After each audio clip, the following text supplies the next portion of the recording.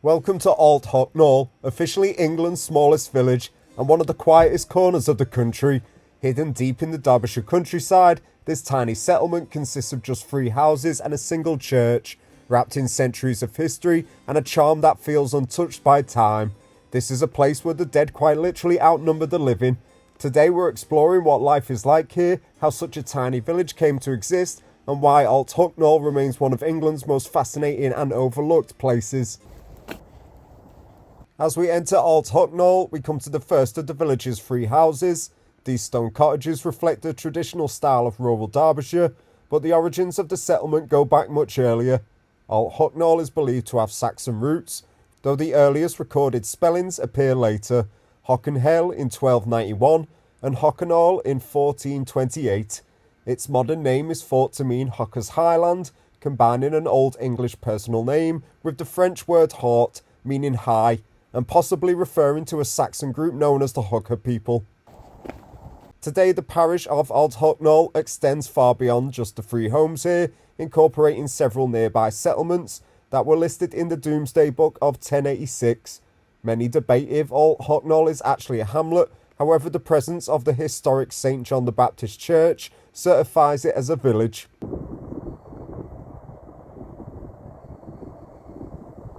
Now coming up to the graveyards here where the dead literally outnumber the living. These are some of the most historically fascinating sites, containing centuries old headstones with some of the earliest surviving markers dating back to the 1600s, making it one of the oldest continuous burial grounds in rural Derbyshire. This is especially true for the graves within the churchyard, which we'll take a look at in a moment.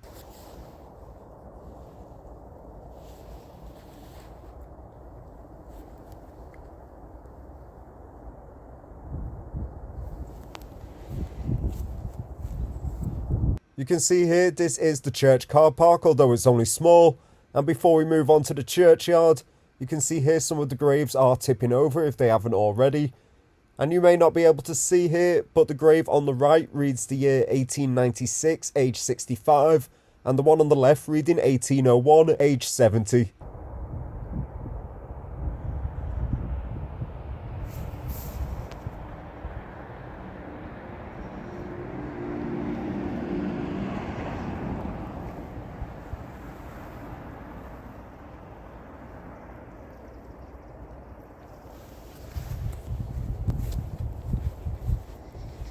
Now you may notice these tribute signs from the World Wars, as this gravesite is also home to Commonwealth war graves, protected by the Commission, which commemorates the 1.7 million fallen soldiers and maintains their graves globally.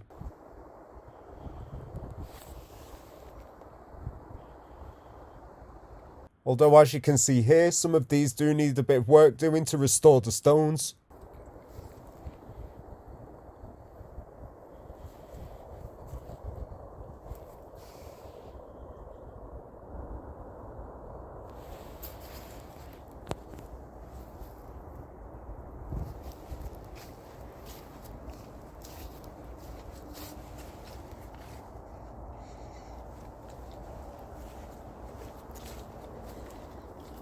Not quite sure what's going on with this spot. Looks like there could be an urn in the middle of it there.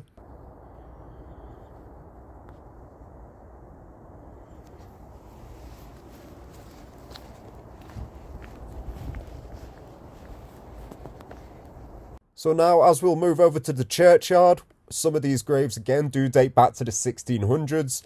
Among the graves lies the most famous name connected to the village, Thomas Hobbes, the renowned 17th century philosopher. Although he died at nearby Hardwick Hall in 1679, Hobbes was buried here, cementing Ault Hucknall's place in English intellectual history. The churchyard also includes memorials to generations of local farming families, stonemasons, and estate workers tied to Hardwick Hall.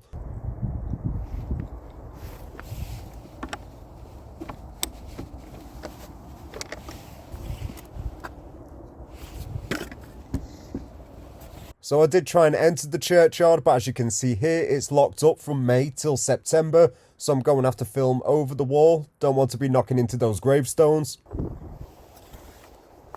Now the St John the Baptist Church here is the main reason Ault Hucknall is classed as a village rather than simply a hamlet. The church is classed as a Grade 1 listed building and has stood on this site since at least the Domesday survey of 1086. Parts of the church are medieval, featuring 11th century carvings and a font from the 14th century with major restoration in the late 19th century. The church has also been long associated with the powerful Cavendish family of nearby Hardwick Hall. Inside the Cavendish chapel, containing the grand monument of Anne Cayley, the first Countess of Devonshire, and despite the tiny size of the village, the church holds remarkable historical and architectural importance.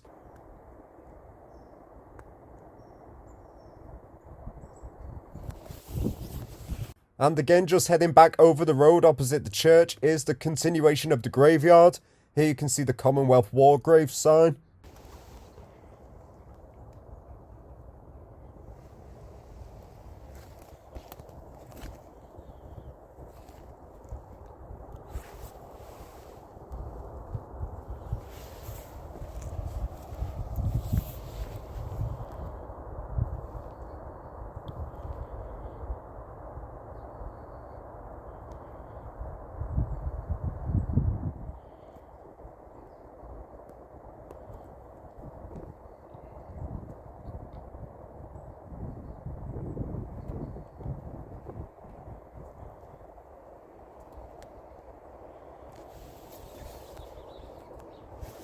And you can see on this grave here that Nathan Blanksby and his daughter Annie would have been around during wartime.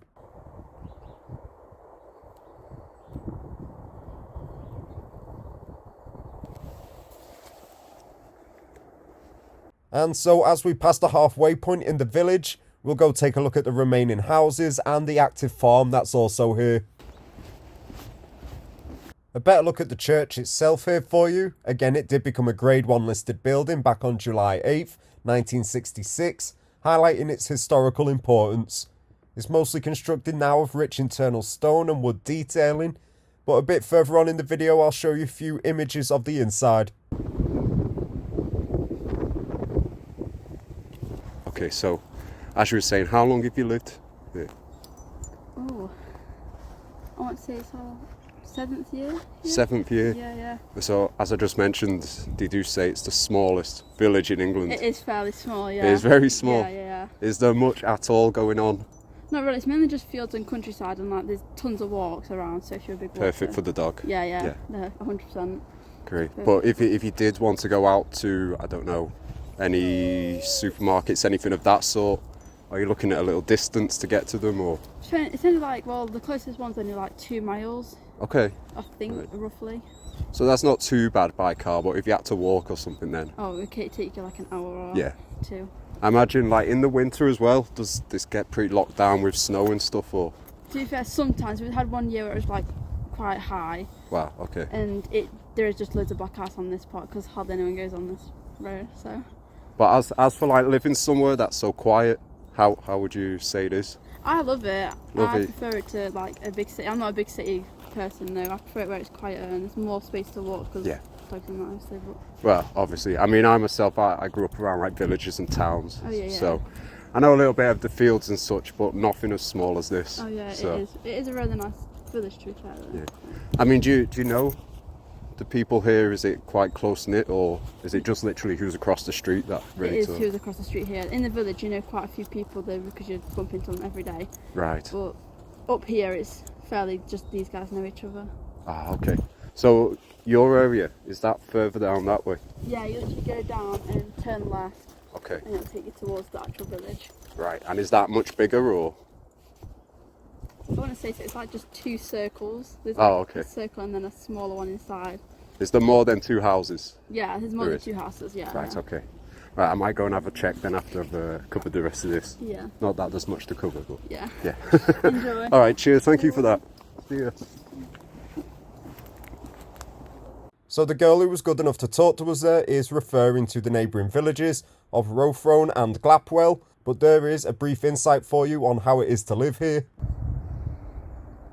Just there you can see the top of the church peeking out behind the second house in the village here, which I do think belongs to the owners of this farm.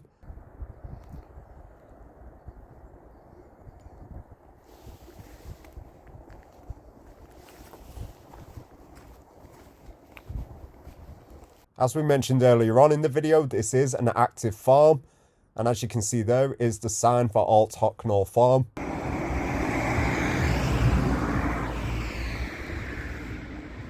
As we move a bit further down, we'll take another look at the farm, but directly opposite is the village's only other house.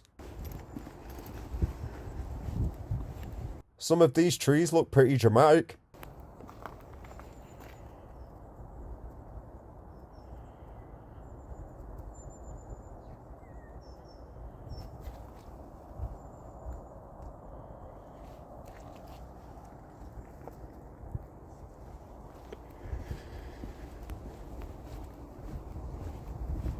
So here we can get a look inside, see what's going on.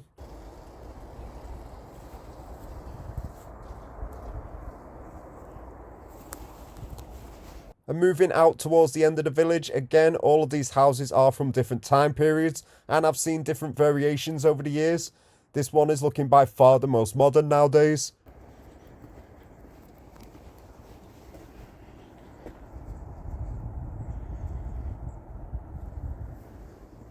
Now, as for the farm, farming has been central to this landscape for over 1,000 years. The farm today contributes to the rural identity of the village and reflects the practical agricultural origins of settlements like this across Derbyshire. Its presence also reinforces just how small Ault Hucknall truly is, a village with barely any houses, but with a farming heritage stretching back centuries.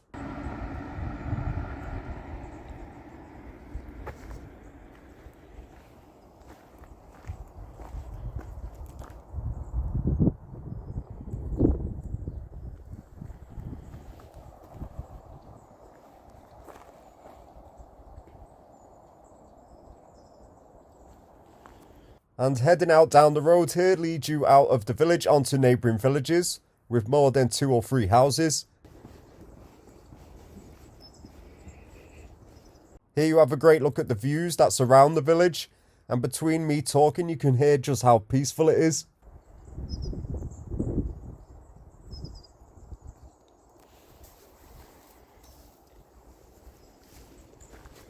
Just checking out the entrance to this home here. Looks to be named the Old Manse, but I couldn't find out too much about its history, although it does look to have a pretty old garage though.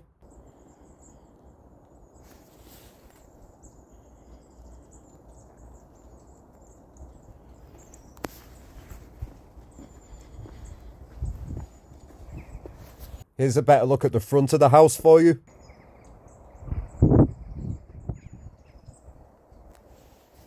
And so we'll go take a look down the road now and then come back up.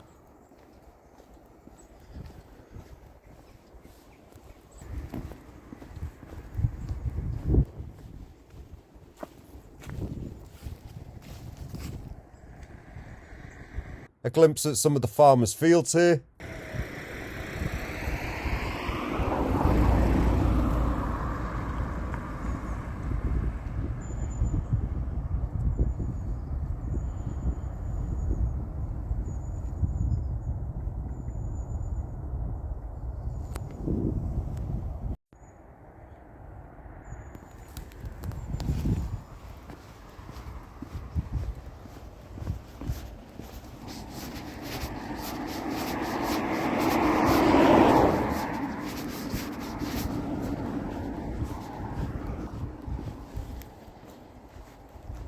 You've got views for days around here.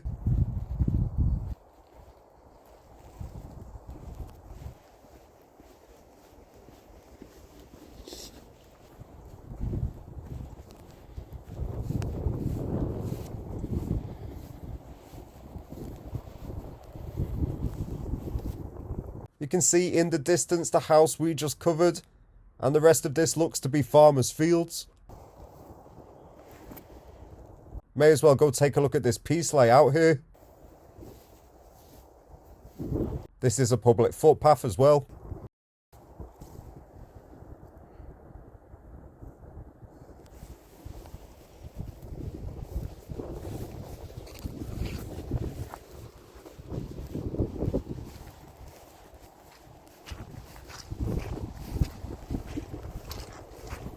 And so to all you farm enthusiasts, here's a look at this piece of kit.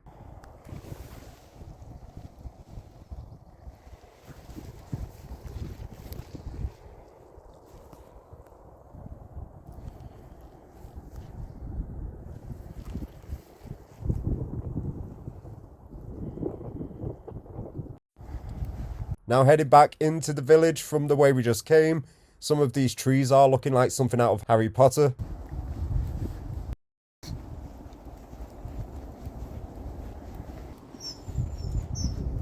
And so as we enter back into the village, just making our way past the farm again, see if we missed anything out.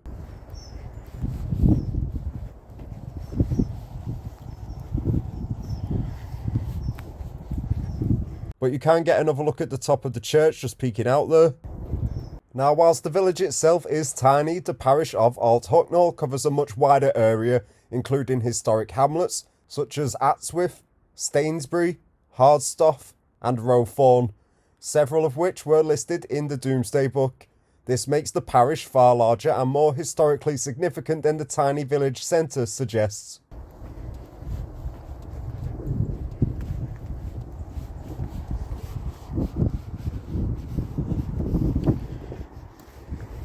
Now we didn't go up here earlier, but having a quick look around, seems to be farming equipment and hay bales.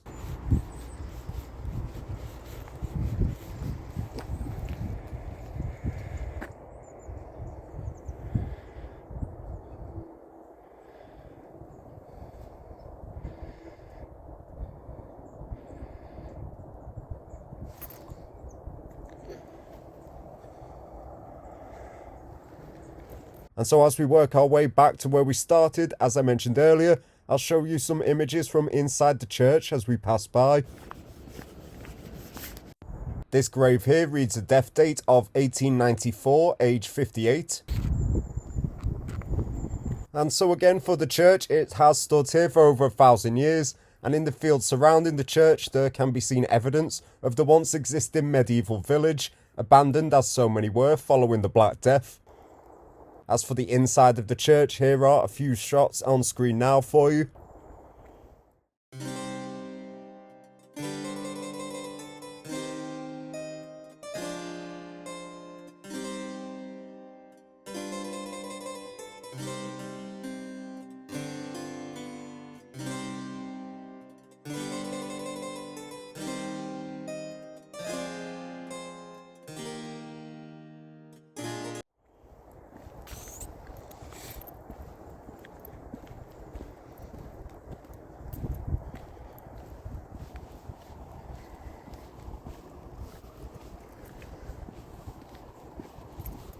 Now back at the first home that we passed by, this is known as the Rose Cottage, which is built in coal measures sandstone with a stone slate roof, an amazing looking building. And far off down this path, eventually you'll get to Hardwick Hall. And so overall that is Ault Hucknall, officially England's smallest village, yet a place overflowing with history, character and quiet charm, from its Saxon origins and medieval name, to its centuries-old cottages, ancient graveyard, and its links to the philosopher Thomas Hobbes. Ault Hucknall proves that even the tiniest places can hold the biggest stories. Whether you see it as a hamlet, a village, or something entirely unique, this remarkable corner of Derbyshire stands as a reminder of England's hidden heritage.